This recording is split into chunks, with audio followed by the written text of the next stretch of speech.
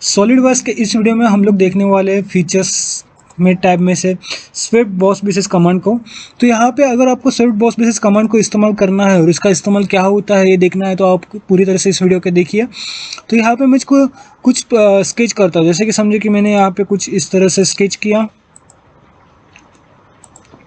ठीक है। अभी ये स्केच जो है मुझे कुछ मेरी कुछ अलग रिक्वायरमेंट है और मुझे कुछ स्प्लाइन कर्व में चाहिए, तो मैं यहाँ पे जाता हूँ फीचर्स स्केच के अंदर से एग्जिट हो जाता हूँ। तो यहाँ पे मैंने एक स्केच के अंदर से एग्जिट हो गया, तो मेरा ये कुछ स्केच है इस तरह से। फिर यहाँ पे मैं आता हूँ 3D स्केच के अंदर। 3D स्केच के अंदर जाने के बाद मैं यहाँ पे सिंपली एक लाइन सेलेक्ट करता हूँ। लाइन सेलेक्ट करने के बाद यहाँ से लाइन ड्रॉ करके यहाँ तक जाता हूँ। फिर मैं एक कर्व ड्रॉ करता हूँ। सिंपली कर्व ड्रॉ करने के लिए आपको उस पॉइंट से उस पॉइंट के लिए रिटर्न जाना है और वहाँ से अगर रिटर्न वापस आएगी तो आप एक कर्व ड्रॉ कर सकते हैं। फिर यहाँ पे मैं कुछ स्प्लाइन का यूज़ करता हूँ, कर्व का यूज़ करता हूँ और कुछ इस तरह से कर्व्स बनाता हूँ। ओके, तो मुझे कुछ ऐसी रिक्वायरमेंट है कि ये जो मेरा बॉडी है वो कुछ एक्सट्रूड जो हो, कुछ इस तरह से ऐसा एक्सट्रूड हो।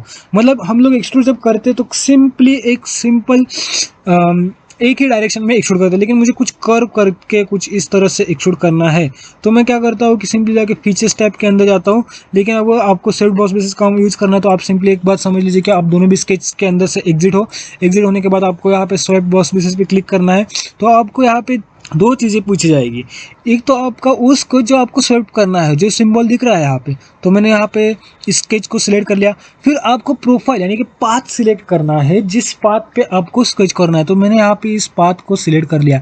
तो इस पाथ को मैं सिलेक्ट करता हूँ तो पूरा एक्सट्रूड कुछ इस तरह से होता है। इस फीचर का अगर एक बार आप समझ गए फिर आप थीन का भी यूज़ कर सकते हो। कुछ थीन करके इस तरह से आप इसका इस्तेमाल कर सकते हो। अगर आप इस फीचर को एक बार समझ गए तो आपको ये फीचर बहुत ही ज़्यादा यूज़फुल आने वाला है आगे जाके। समझो कि आपको एक कोई ट्रायंगुलर पाइप है, जो हम लोग पाइप बनाते हैं वो तो सर्कुलर होता है, लेकिन हमें कोई ट्रायंगुलर पाइप पे कुछ इस तरह से पाइप ड्रॉ करना है तो आप ये बना सकते हो।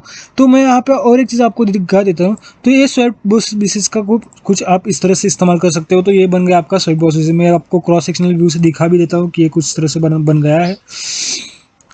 तो ये कुछ इस तरह से बन गया है आपका स्विफ्ट बॉस बेसिस के ऊपर से, अंदर से होलो है और एक पाइप।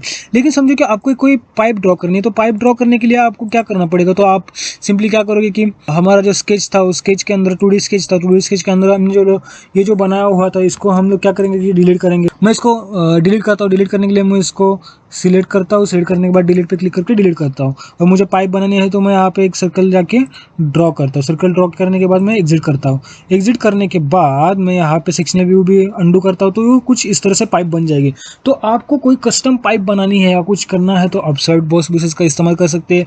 लेकिन आप इसमें और एक दो तीन सेटिंग्स है, जैसे कि आपको समझो कि पाइप का डायमीटर मालूम है, इनर डायमीटर मालूम है, आउटर डायमीटर मालूम है। तो यहाँ पे आपको सर्कुलर प्रोफाइल पे जाना है। सिर्फ सर्कुलर प्रोफाइल पे जाने के बाद जो आपका प्रोफाइल है, यहाँ पे मैं प्रोफाइल को पहले अनसेलेक्ट करता हूँ। 3D स्केच में जो मैंने अपने प्रोफाइल बनाया था तो उस पर क्लिक करना है। तो यहाँ पे जो आपने जो पहला वाला जो स्केच बनाया था, मतलब कि आपने जो एक पाइप के ड्रॉ करने के लिए आपने जो एक सर्कल बनाया था वो ड्रॉ करने की जरूरत नहीं है। आपको सिर्फ आउटर डायमीटर मालूम रहना चाहिए। आपको अगर आउटर डायमीटर मालूम है कि मेरा आउटर डायमीटर 40 mm है और 1 mm थिकनेस का पाइप है, 50 mm डायमीटर का मैं पाइप बना सकता हूँ और 1 mm थिकनेस का मैं पाइप बना सकता हूँ। तो कुछ इस तरह से भी ये फीचर यूज़ किया जाता है। तो ये था सॉलिड सॉफ्ट बॉस बेसिस। इसका इस्तेमाल करना हमें बार बार इस्तेमाल करना बहुत ज़रूरी पड़ता है, तो इसका भी प्रैक्टिस करना बहुत जरूरी। तो इस वीडियो में इतना ही था।